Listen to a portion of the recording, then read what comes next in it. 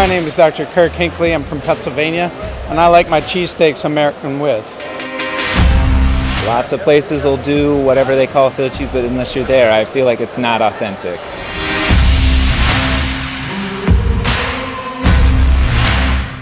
I feel like Philadelphia is a great place to be.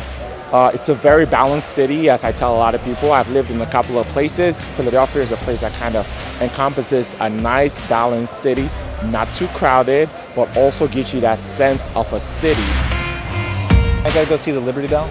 I mean, highly recommended. But, you know, that whole region of the country is very rich and stuff like that. So when you're not doing the lectures and stuff at ACEP, get out there and learn some stuff.